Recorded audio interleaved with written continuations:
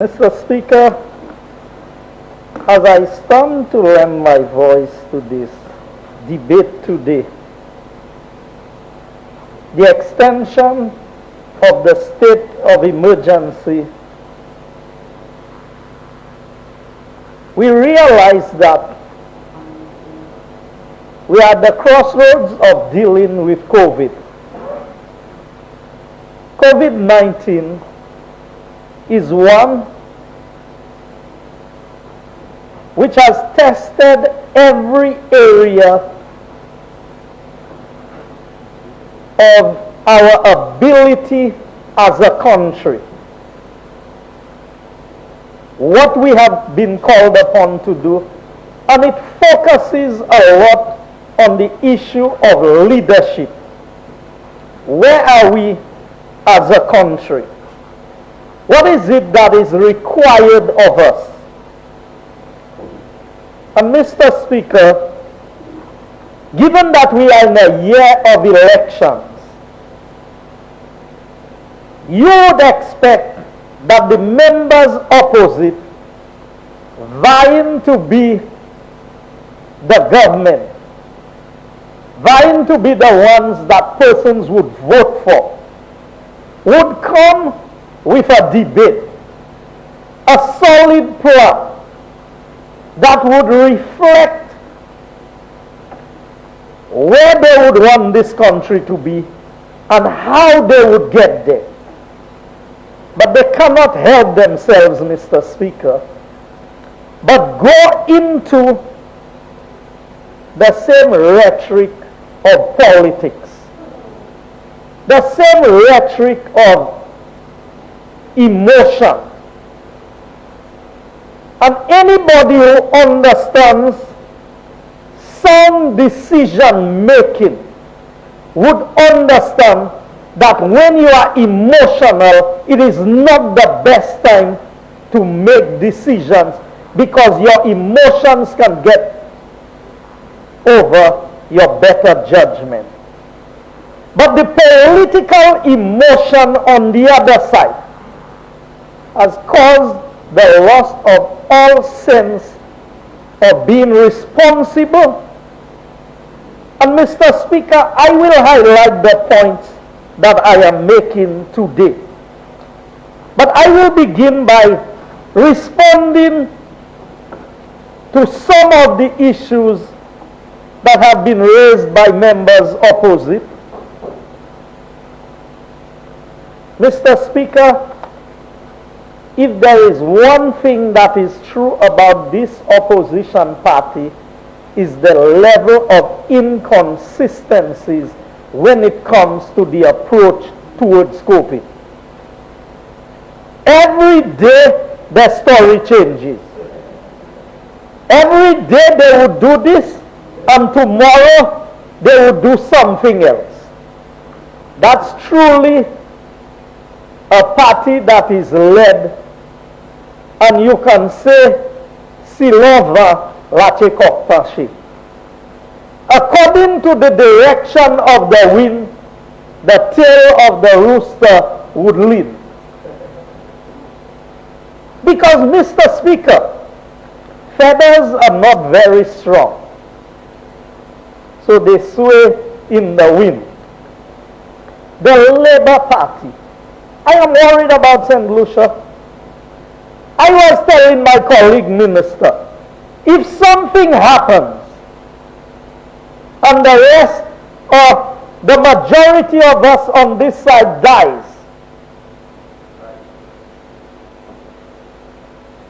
yes, if the majority of us dies, okay, you know what happens? I am afraid. And I know when you're dead, you don't know anything. You're not dead and living at the same time. At least that's what I believe. The dead knows not anything. But to leave St. Lucia, to be in the hands of the men that I see on the other side there, Mr. Speaker, I am afraid. Because They have proven that in the best of times, they were the worst managers that this country has ever had. Can you imagine in the worst of times what they would do? And when my colleague member for Choiseul spoke, and he spoke about the sinking fund that was always something put in place by a United Workers' Party government. I can tell you when we came into government in 2006, and I checked the record, when the Labour Party came into office in 1997, there were 9 headings under the sinking fund where monies were put aside for loans that was becoming due. From that time, sinking fund died in St. Lucia under the St. Lucia Labour Party. And I will say it 13 times if I have to. So, Mr. Speaker, we did not get here by accident. To further compound the situation, after they had made a mess with the economy up to 2006, and watch the rise in debt from when they came into office in 1997 to when they left office in 2006. And you would see the accumulation of debt in this country. Fortunately, good sense prevailed, and the people got them out quickly. Now, you know, we are in this debate, Mr. Speaker, because they call, every time they see state of emergency, they think in elections. You remember, Mr. Speaker, you were in the chair, when we came and debated the first state of emergency, what was the clarion call of the Labour Party? We want to call elections by November, so we put a state of emergency so they couldn't campaign. But if you're so ready for elections, why you need a campaign to win the elections? So, I want the people of St. Lucia, through you, Mr. Speaker, to understand that their judgment and their reasoning is clouded by politics, and good sense and good reason has gone out the door. So they say whatever is convenient for politics. And their behavior speaks to it, Mr. Speaker. In the midst of a pandemic, and I will come to that in greater detail. But Mr. Speaker, I was making the point about what happened in 2006. Between 2006 and 2011, there was the financial crisis that hit the world. Major banks, Singapore, London, Merrill Lynch, you name them. Every project that was throughout the Caribbean was impacted. A terrible time economically. You know who steered the ship of state to safety? The United Workers' Party government. And when we left office in 2011, our reserves at the ECCB, Eastern Caribbean Central Bank, was in excess of $200 million that we had access to draw down on. You know, when the Labour Party came in 2013, they drew down 54% of that money, and by the next year, they drew down the balance. And today, they want to talk about economic management and how we're going to resolve the crisis. Mr. Speaker, they did a naming ceremony for OKEU and kept the hospital closed. A naming ceremony that they spent over $100,000 to go and put a name on a building and left the doors locked. Mr. Speaker, and I will say it again, Honorable Member for Denrino, I will say it again, because I will say it as often as I have to say, so that people understand that the Labour Party have been the worst managers this country has ever seen. And this present crop of the Labour Party more so than any other.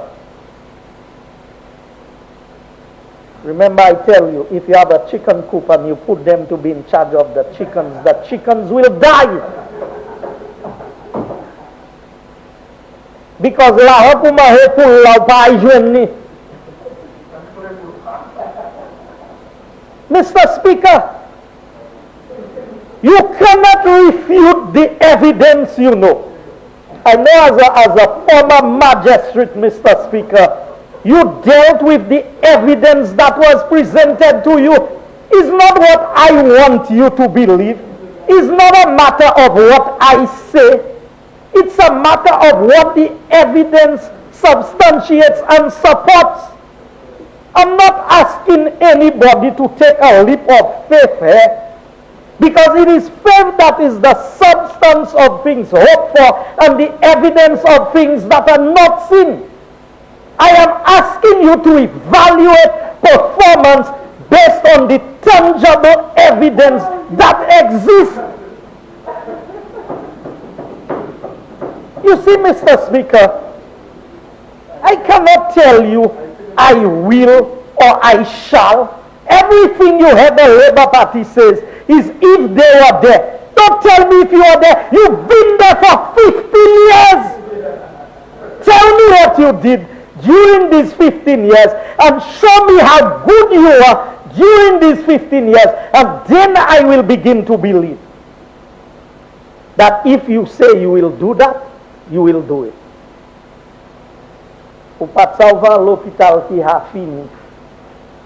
You couldn't transfer VH into OKEU, but you will be able to run OKEU and VH at the same time, and you come in and talk about ventilators in boxes.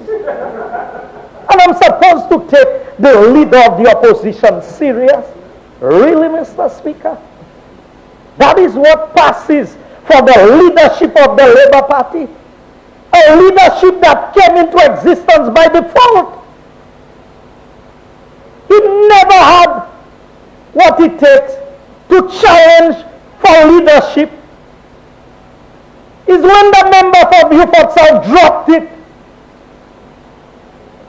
He picked it up. Come in and tell me about Yorkton. St. Lucia is a Susu. In Susu, people's turns come, you know. You have to earn the right to leadership in this country. Not by how many years you've been there.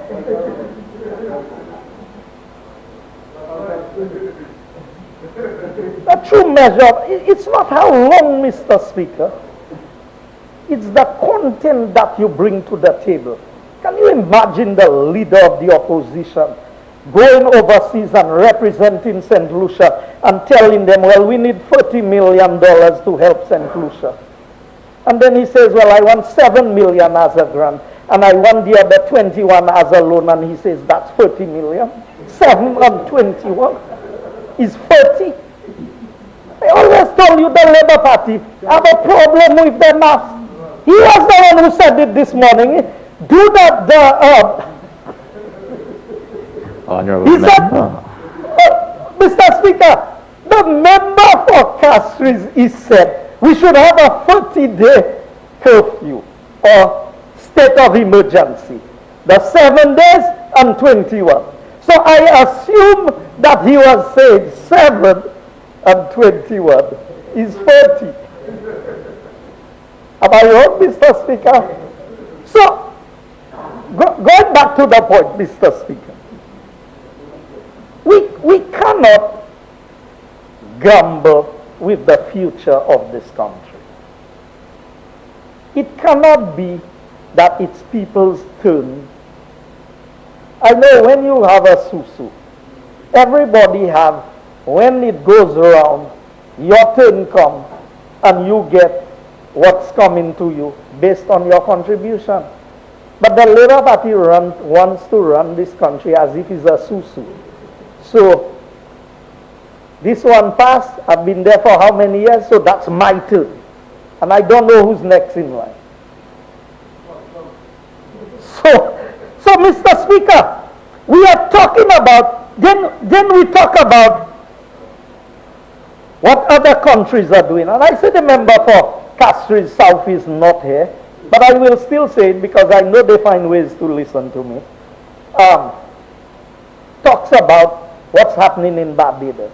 You know, Mr. Speaker, when you speak out of convenience and you are not truthful about what you say, I always say to people, when you do not lie, you do not have to remember what you said the other day, because the truth is always the truth.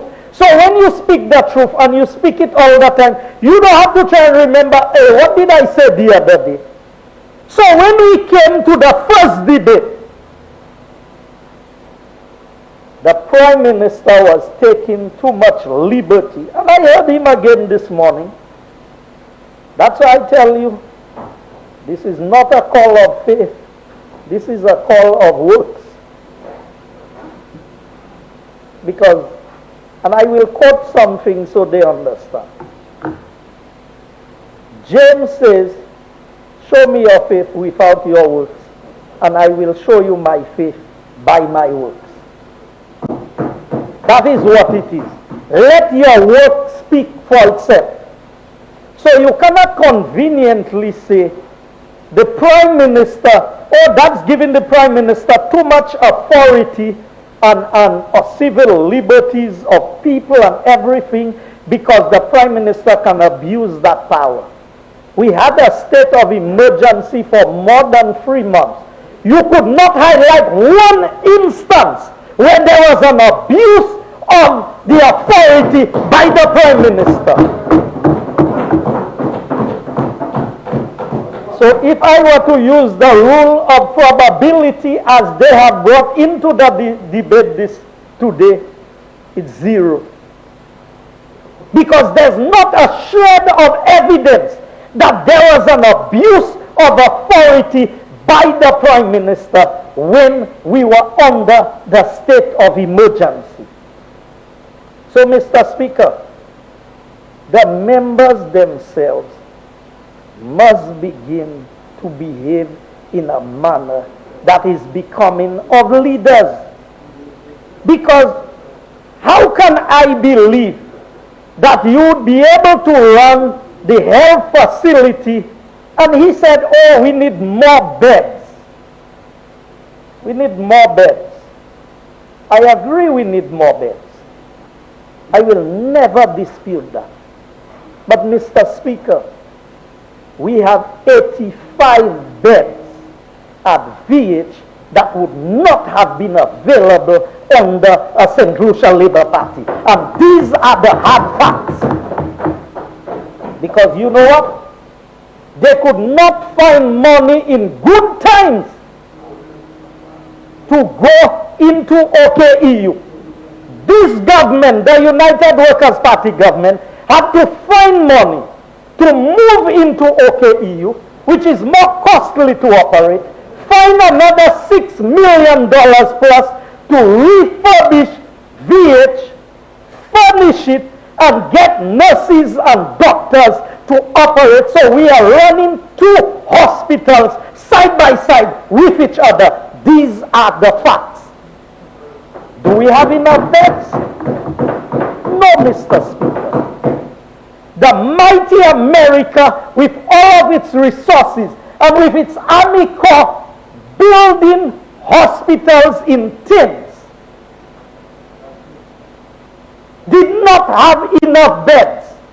The UK, with all of its resources, who can go and print billions of dollars, do not have enough resources You want people to believe that you, the Labour Party, will have enough resources when you could not raise money in good times?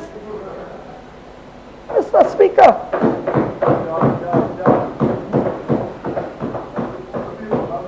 you know, these people really think that St. Lucia is a cabaret. You know where children play menage? Because it's there, you know, you play games and you pretend that everything is real when it's not real. That's how the Labour Party is behaving, as if they always have the answer in opposition. They have the answers in opposition. Put them in government is disaster. I heard one of them say the money from CDB should be used to be given to the people. You don't know the terms and conditions of CDB loan. You pretending as if, I mean, if you cannot be genuine and honest with the people, you tell them $300 million that we're spending on roads, we should give it to the people. You really think anybody in this world giving you $300 million to give to people? And you passing that as truth? Is that your truth? Is that the truth for the Labour Party? Mr. Speaker, you see why I am concerned that if I die, if we die on this side, I am afraid of what is going to happen to this country if it falls into the hands of the men who are talking. Because not even in a fairy tale you would read that. Not even in Once Upon a Time. I mean, I am trying my best to come to terms with what is before us. And Mr. Speaker, I'm not making light of this thing. I believe that I have been one of the persons, my colleagues will tell you, in cabinet, I sit in the back row. I keep my distance. I keep my mask on. I try my best because I have very vulnerable members in my family with pre-existing conditions. And that is the last thing that I would want to know. I go in my constituency, and if a constituent come and speak to me, I just experienced it last week with the Labour Party candidate on the ground having discussions. He has his mask, but everybody else, nobody else has a mask. And when I walked into the area and a lady was coming up to talk to me, I did her that. Stop there. You don't have your mask. You cannot speak to me. She's pointing to me. Look, the Labour Party person is there. I said, you don't have your mask. You cannot speak to me. Said, but I don't have COVID. I said, I didn't say you have COVID. I never said that. I have to protect myself. But you see, the Labour Party don't care who dies in the process of getting a vote, you know. They don't, Mr. Speaker. The attitude and the behavior on the ground is evident. I tell you, I'm not giving a faith speech here, Mr. Speaker. I am giving the evidence to back up what I am saying. And the evidence is substantial. It's not figurative evidence I'm giving you. So Mr. Speaker, the level of recklessness and carelessness that I am seeing, I cannot speak for Dennery North, but I can speak for Castries Southeast. What I see happening by the Labour Party operatives in Castries Southeast, they don't care if they spread COVID from house to house in Castries Southeast. So, Mr. Speaker, when we describe the issue of probability, and I heard them about the bus driver, and I heard the member for Castries South, who's supposed to be, and not my words, Mr. Speaker, he's supposed to be somebody who's intelligent. He's supposed to be a leader. He's supposed to lead by example. You are telling me that the CMO, the health team, the professionals, everybody called on that individual. We know the protocols. The protocols of contact tracing. That they have to be able to know who was exposed to who. You know what the Labour Party operatives did, Mr. Speaker? They called the gentleman, they claimed they called the gentleman from the hospital. And even though that the health experts have done 3 tests, 3 different tests to prove, yes, the gentleman had COVID, they had him on a radio station talking about he does not have COVID, if it was him, if it was not fake news. The persons who claim that they are responsible. Have you ever heard one word of condemnation by the members of the St. Lucia Labour Party or the hierarchy towards that type of behavior and asking the people to cooperate with the health authorities? Not with Alan Chasney or the member for Mikud South. Not with the member for Mikud North. Not with anybody on the government side. With the health professionals, so that we could do the contact tracing. But the member for Castries South will come to the Parliament of St. Lucia today and would say that we have caused the driver to be stigmatized. That is how you interpret that? His reasoning is flawed. Because there was no intention of stigmatization of anybody. It was for the safety of people. So all they did was they put the bus number out and said, those persons who traveled on that bus, there's a possibility of exposure and you need to be tested. Rather than support the health authorities. So you know what you're doing? You're empowering other people not to cooperate with the health authorities, and you want to come and tell me you're interested in the well-being of the people of St. Lucia. And his members, his colleagues on the side, is applauding when he says the foolishness that he says, Mr. Speaker. Mr. Speaker, this is a time when everybody needs to be on board to fight this. I don't care, you don't have to agree with my politics. But there are certain behaviors that all of us must condemn outright, regardless on which side of the political divide we are on. And we are not seeing that on the opposite side. So you know what? Another person will say, I'm not cooperating with the authorities. Because you know what? They have listened to the member for Castries South, and you're not supposed to stigmatize me. You're not supposed to say, there are many people who have tested positive and they say they don't have COVID. But that's the science that the Labour Party supports. Mr. Speaker, I move on. So I want to say that in all the debate there, they passively say, follow the protocols, do this, do that. But when they have their protest march, and half of the people in the march have the mask as an extra beard, I want you to show me where on the meetings that people were called upon to wear the mask properly. But you know, that wasn't their concern. And Mr. Speaker, we want to blame everybody else for COVID other than ourselves. So I heard the member for Castries South, again, wanting to label or brand the tourism industry. Visitors.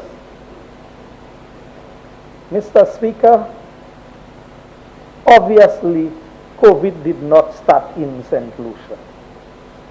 But people will always travel. St. Lucians travel. I wonder if St. Lucians were to be treated everywhere they go, the same way that we want to treat people when they come here, what we would say about the treatment of our citizens. Because you see, Mr. Speaker, it's not fair and it's not right that to make excuses, because if 90% of us get it right, it will not solve the COVID problem. We have to get it 100% right. So if 90% of the people of St. Lucia comply, you still have a problem. If 95% comply, you still have a problem. Now let's deal with what we have control over. What we have control over is to call on our people to obey the protocols, whatever they are.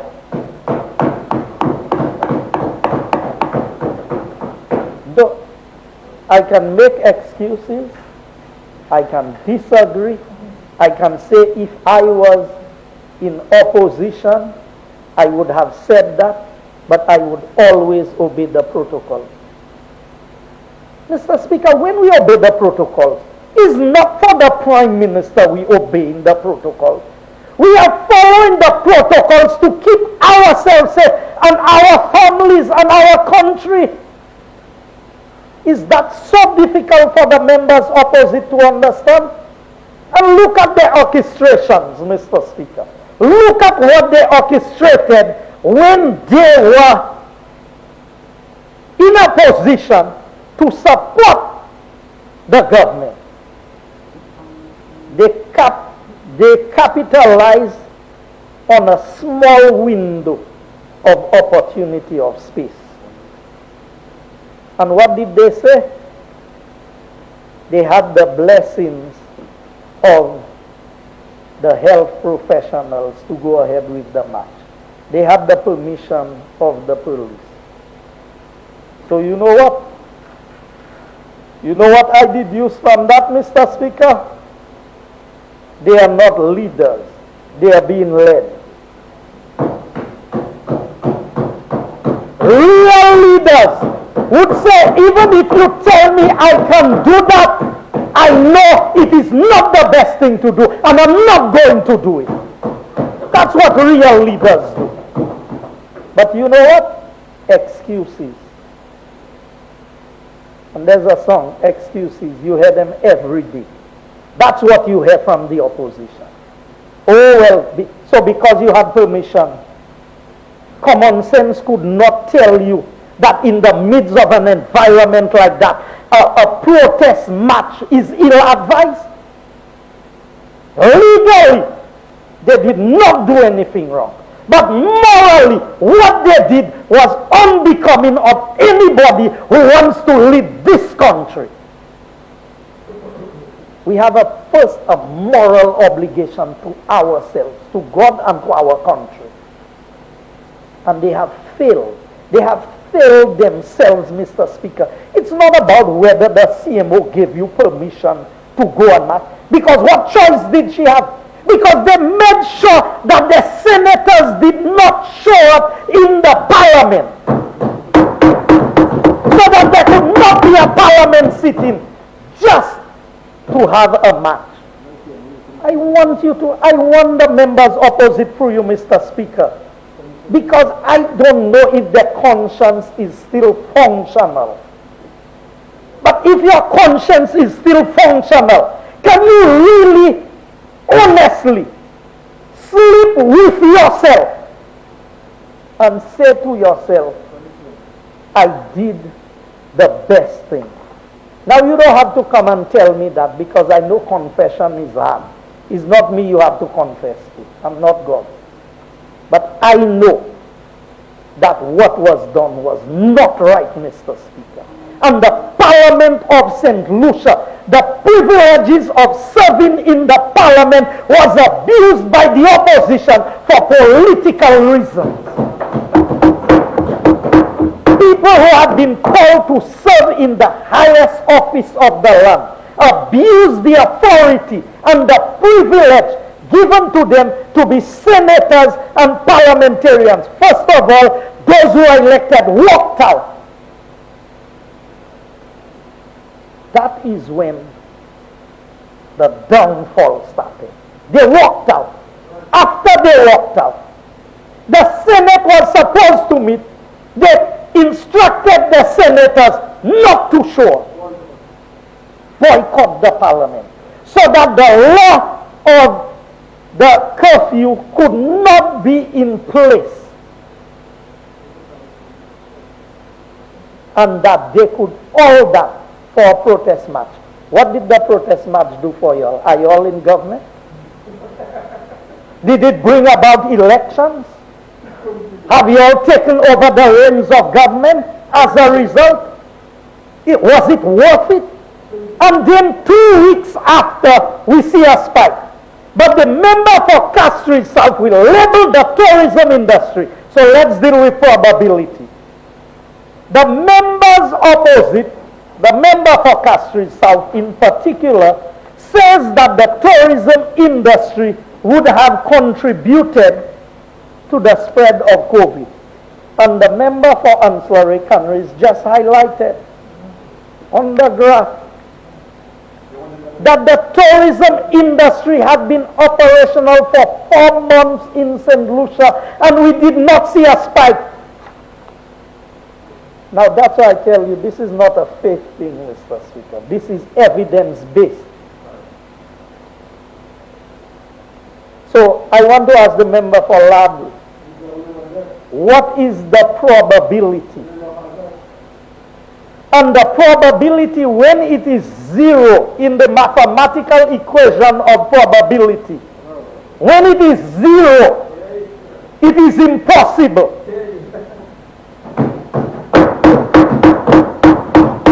And anything above 0 means that there was a possibility. Now, let's deal with that in the context of what we are saying. Let's deal with that. Is there a remote possibility, however remote you want to call it, that some of the spread could have happened at that match? Because the evidence is there to show that 14 days after we begin to see a spike, we began to see an increase. So, if you want to deal with the law of probability, then I don't think 0 is in the equation. It is not impossible that something could have happened at that match to have triggered it. So you accept what happened in Barbados with the bus ride. So you see it as a probability that it was a super spreader. But because you are the one in the match, I don't expect you to come and tell St. Lucians, well, our match was a super spreader, and that is why we are in the mess that we are today. But I am on the record in this house as saying, you know what they said? We beat our chest too quickly. We beat our chest. We were saving lives in St. Lucia. We were doing all that we could as a country to keep COVID from impacting St. Lucia in a negative way. And you know how they interpret it? You come in and beat your chest. The Prime Minister didn't come and beat his chest. The Prime Minister applauded all of our frontline workers, our health team, for the remarkable job that they have done. That is what leadership is about. That is where you separate the men from the boys. You see, Mr. Speaker, the situation that we have found ourselves in is very unfortunate. You know, Mr. Speaker, when persons want to present themselves as leaders, as the next best option, because basically that's what the Labour Party is saying to us. And this is a debate of leadership. This is a debate of how would we handle COVID. Now look at where they mislead the country. In the first state of emergency, Mr. Speaker, they said to us, you do not need a state of emergency to implement the measures to fight COVID. Now, Mr. Speaker, I know that the member for Beaufort South is not here. But the Constitution of St. Lucia, which is the supreme law of the land, which supersedes any other law that is written, under section 13, is it 13 or 12? Highlights the restriction of people's movements. 12. Section 12.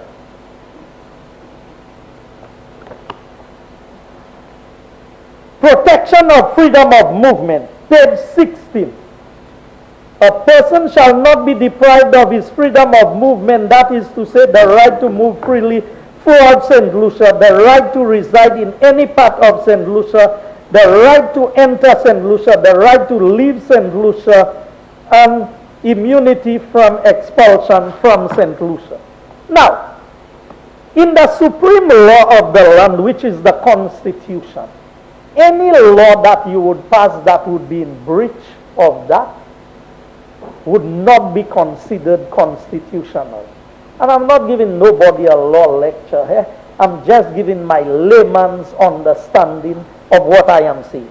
So in order to implement a curfew to help in the fight against the spread of the COVID-19, you need a state of emergency in order to enforce a curfew.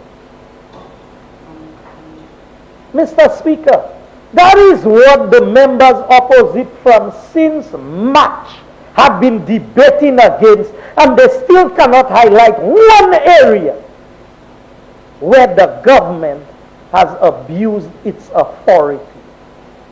Where the Prime Minister, and they tell you, oh, there are all other laws. We have now introduced new legislation for 2 years. The COVID Prevention and Control Act, which is in effect for 2 years, because we believe by the end of 2 years we would have sufficiently dealt with, or the world in general would have sufficiently dealt with COVID, and we would not have the need for that law, and it would eventually just come to an end because it has a lifespan. Just like they had sunset legislation when we hosted World Cup in 2007. Mr. Speaker, is that so difficult for members opposite to understand? That we are in a fight against a pandemic. The nurses and the doctors who put themselves at risk every day have families. The individuals who have died, they have families. These are people who, if and we all as a country must take responsibility for our contribution to managing or spreading COVID. Because either way we contribute, either on the negative or on the positive side.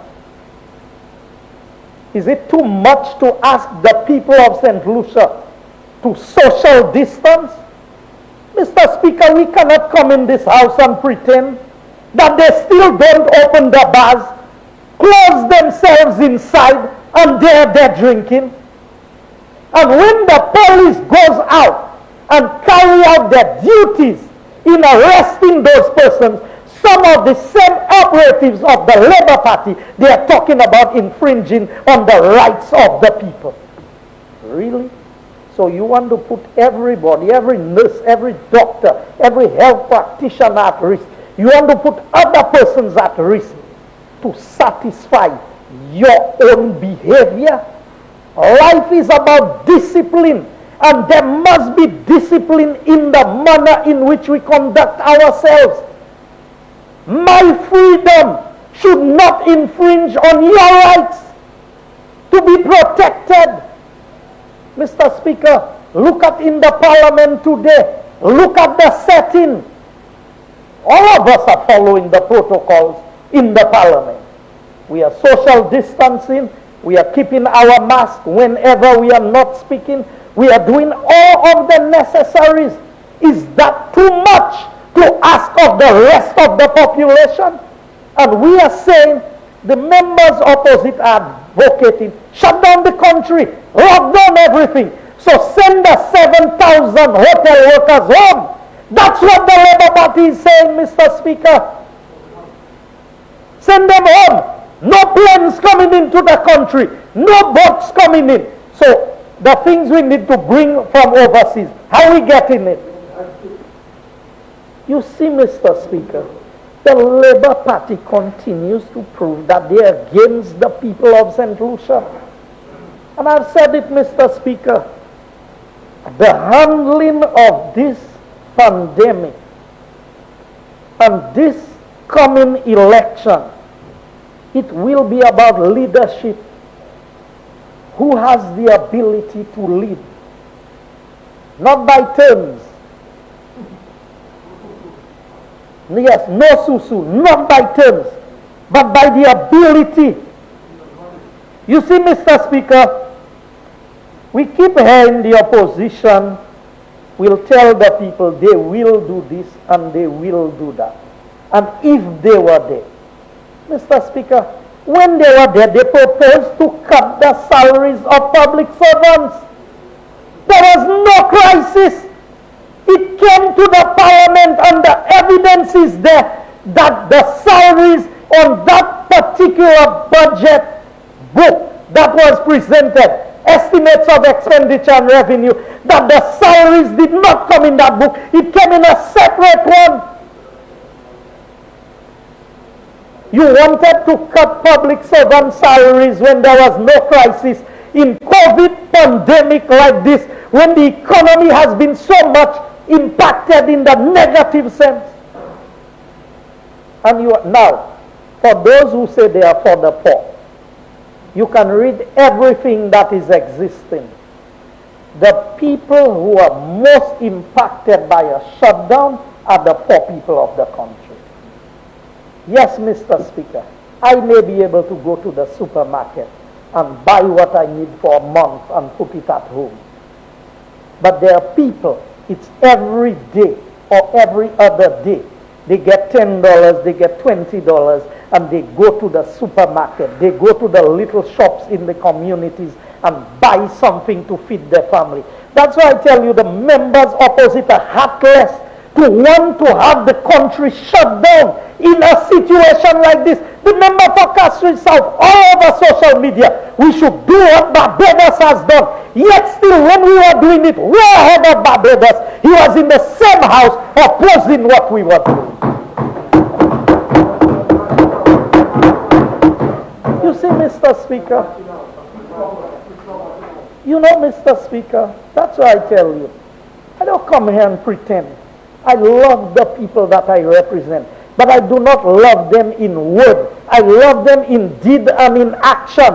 What I do in here is what determines how I feel about the people that I represent. And when you shut down the country, my coconut vendors who have to sell 100 coconuts every day to put a meal on the table, they are without that. It's easy to say shut down the country because the same ones who oppose the barrels, I can tell you how many barrels they have that came out. And look, we are coming to extend the barrel concession until March. But how many people in my constituency can afford to get a barrel? And they don't realize that if we shut the borders and the boats are not coming and the planes are not coming, even the barrels cannot come. But you see, Mr. Speaker, it's easy to speak when you're over there because you're not in charge. So today you can say one thing and tomorrow you can say something else. But consistency is what we have on this side. And we have real leadership, Mr. Speaker. So I heard them say, we will give the people money. So I want to ask them, where is the money coming from? I want to inform them. The member for Mikud South, who's been able to raise the money that is required to keep the country operational, to pay the public servants every month for their salary. If he is on the opposite side, he can raise the money for them. When the member for Castries East was sitting together with the member for Beaufort South, they could not raise money to keep the country operational. So sila pli apa-apa bom la sese we yang kikai play. Gua mundiu. Si le go la pli atombe bom la paple. Sese we. If the rain did not fill the bucket You think it's the dew that will fill the bucket? The dew is not enough. So in the days when things were good, they did not raise money. They were told, go and get your financial house in order. The member for Beaufort South said something happened that never happened before. They went to raise money and they could not. I don't know if there's a chest somewhere in Castries East that has some money in it somewhere. But I want to believe that if they think that money is available, then start giving it to the people. So, Mr. Speaker, it takes a government where the rest of the world has confidence in this government and its ability. When you go to the bank, Mr. Speaker, if they have confidence in you, you don't have to have collateral to get money, you know. If you have a good day, and we know that all of us who have gone, some of you will go to the bank for a loan, and other people go there and they have nothing and they still get the loan. And you ask, but how is that possible? Because sometimes, Mr. Speaker, just the confidence that they have in you and your ability to pay back, they will make the money available to you. And I'm saying that on this side of the house, it's not just confidence.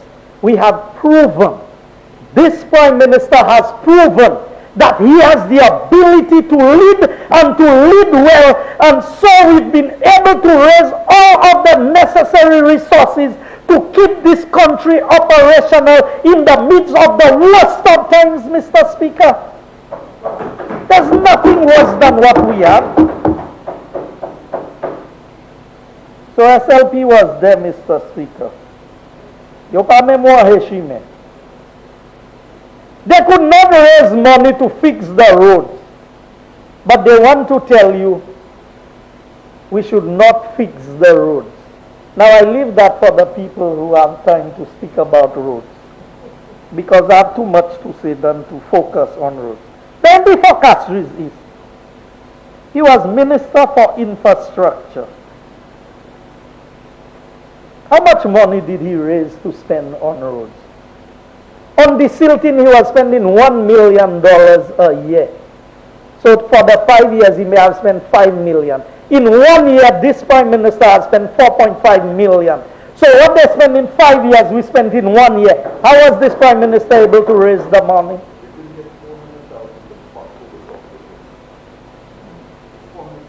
And now we are spending over $15 million on the Salty Bus Road.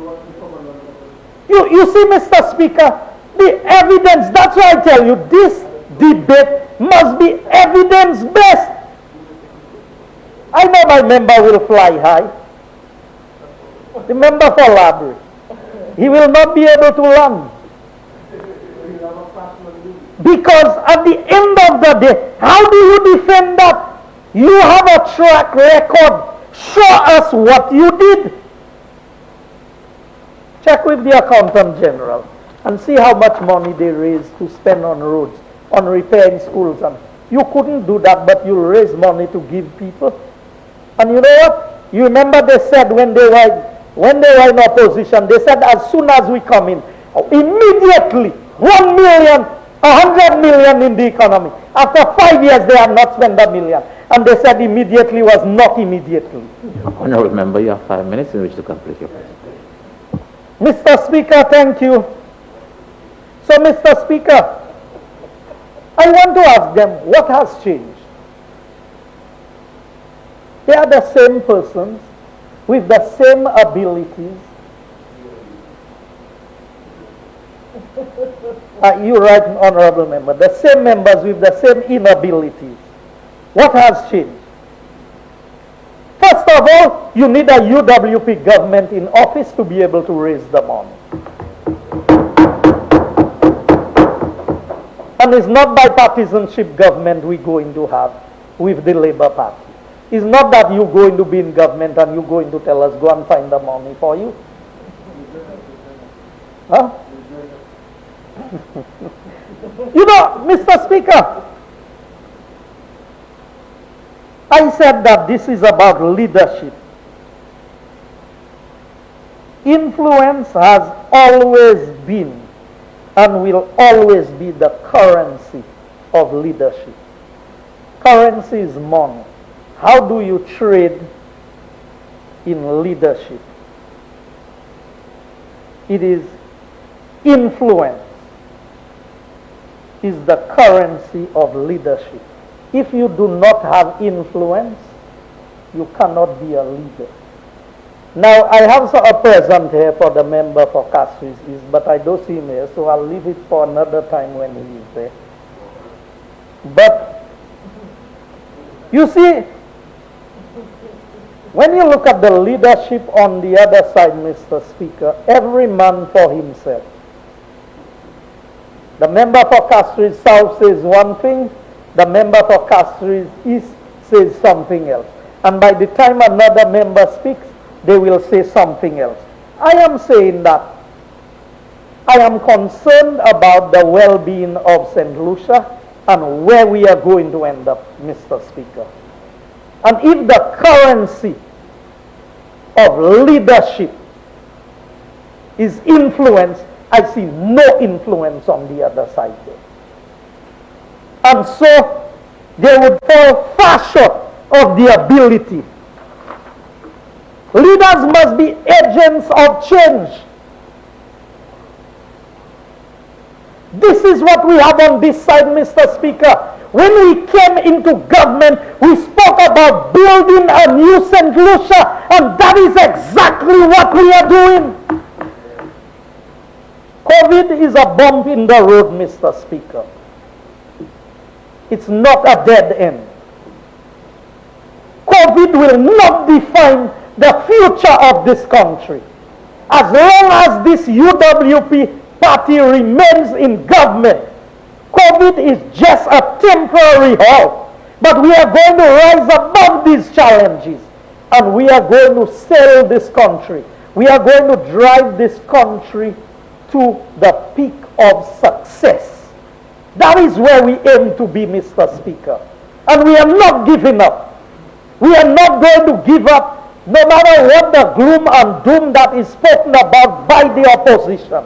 I know that with these measures being implemented here and the vaccine that is becoming available, that the future is bright for us. Because on this side, we have a caring government working for the betterment of all of the people of St. Lucia. I thank you, Mr. Speaker.